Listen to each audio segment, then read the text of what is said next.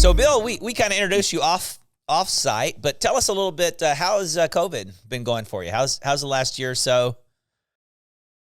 Yeah, it's we like everybody at probably at the PDS show 2019. We're walking around busy, getting ready in the January-February timeframe, and attended the show in what seemed to be very normal fashion. In fact, it was very normal. You were there, we talked, and Dan Benamos, who's the founder of PDS, walked by the booth, and as he does, chats with everyone. What's new? What are you doing? Where do you see things going? And we talked, and then he said, we're really lucky that we got the show in. And I went, what are you talking about? It's February 28th or something like that. Mm-hmm. And he said, well, with the virus, and I don't know if there's going to be any more trade shows. And I looked at him like he had three eyes. I hadn't been paying attention to the news. I had no idea what he was talking about. I said, Dan, what are you talking about? He goes, yeah, this COVID thing, this could. And I went, no, there's no way. It's not possible. Are you kidding me? Pandemic in this day and age? No. And, 15 days later, the world shut down. And, we looked at it and just tried to figure out what we could do to help. I actually developed a couple of things that I thought would help the market at large. A plastic screen with a pass-through bin that didn't allow any viral transfer, and working on a machine to clean currency to get the virus off of that. So we just sort of dug in like everybody else, feeling patriotic and trying to help. And we did very responsible stuff here at RxSafe. We had people working from home whenever they could. Sure, you did the same thing. But we kept operations up 100%, and short of sales guys travel and trade shows, which obviously didn't happen, it was a pretty normal year. In fact, for us as a business, 2020 matched 2019. 2019 was our best year ever. So we were able to soldier right on and are doing that into this year, just hoping for the vaccinations to put this sort of behind us. I have a feeling that's already happening as we talk to our customers. I'm sure you've done the same thing. The stores are opened up again up front, and people are feeling more confident. The mask rules are kind of not so tedious as they were before. So I'm extremely optimistic about the future. We viewed ourselves as a critical care part of healthcare. I'm sure you did as well, and maintaining your support for your customers. And so I'm glad it's behind us. It was tough, and I really feel a lot of pain for a lot of people that weren't so fortunate to be able to continue their business like we have. But the American spirit is strong, and independent owners are dedicated to success, and they're going to pick themselves up and keep going and grow. I think there's a resurgence. I mean, if you look at what people have called the V-shaped recovery, I think we're seeing it. Building materials are in short supply. Yeah. Almost everything is. You can't even buy a bicycle because the parts in the supply chain have not caught up with demand yet.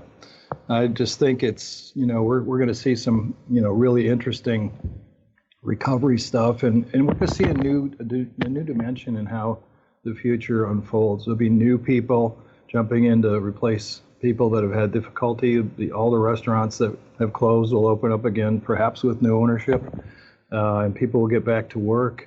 And I think we'll all have learned a big lesson here about what to take seriously and how to be careful. And it will all come down to the same thing I always preach about. The independent pharmacy owner is the pinnacle of the closest healthcare provider to 95% of the people in this country. They're within 3 to 5 miles of 95% of everyone here, and they're very trusted. And I think that both, Jeff, you and I would say, that we care to support this industry. It's vital that we, in fact, have the world's largest chain. The 21,000 independent owners are twice the size of Walgreens, twice the size of CVS. They dwarfed Walgreens and the others. And they have a common interest in succeeding to improve the health care of the people in this country, and we're here to support that. Bill, I totally agree. And the other thing I always try to, one thing I've harped on and what I've seen examples of is just how good, and it was proven in this pandemic, that community pharmacy, how good they were at reaching the vulnerable. Reaching those people who couldn't get out of a home or had to do, like you saw, whether it's LTC facilities or blind and deaf or whatever, like they were the group that were getting the letters and all of that stuff. So I totally agree with you. Yeah, I was looking today, and we did about half our pharmacies, 2,200 pharmacies, did about 3 million shots. And you look at some of that against the national numbers and go, yes, but in our numbers are the guy who took a boat over to an island, right, and gave shots on the island, or drove house to house, or going house to house, or going to long-term care facilities, or getting to people that were harder to get to. So I agree 100%. And they were probably the most vulnerable from a comorbidities perspective or something like that. Probably the sickest. Patient group as well, and truly the most rural. Hundreds of examples of people that are in little communities of 5,000 to 8,000 people, and they took their staff and hired help and went over to a gymnasium or a community hall or a VFW hall and were set up in there on long days and weekends to do whatever they could, as much vaccine as they could get. They wouldn't go home until they vaccinated every single person they could. So they're reaching the furthest and the most vulnerable. I totally agree with you.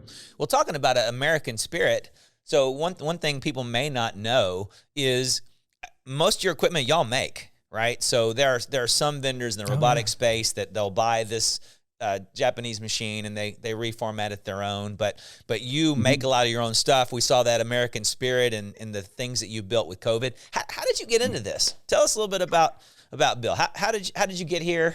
Yeah, you're right, Jeff. We're the only completely vertically integrated company in our space, in the pharmacy automation space in the country, that does vial filling equipment. We have the RxSafe robot, which we've had now for 13 years, and about 9 years in the strip package. You can see the strip packager over my shoulder here.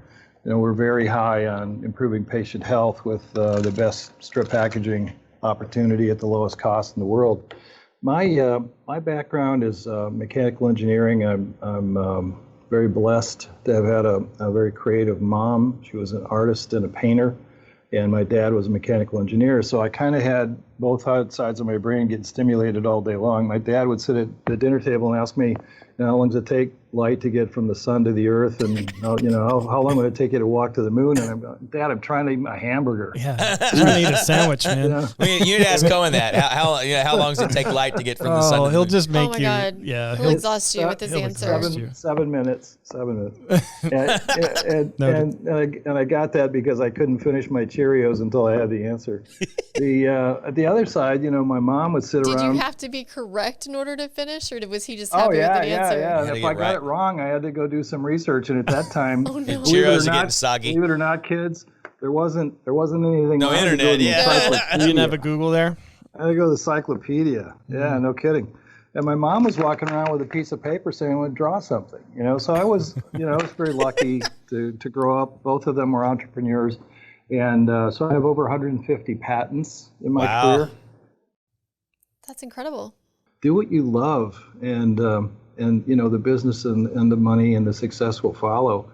And when I tasted, healthcare, not having been in it before Pyxis, who the customers are, who the professionals are, the passion they have to help people, it just hit me so strongly that I wanted to be there instead of some other industry. I've been in several other industries before that, because everybody's got to go to work every day. Everybody's got to, try to support their family and do what they can to grow personally and professionally. But not everybody gets to say at the end of the day, what I did today helped people. And that's what I think we're all about, all of us.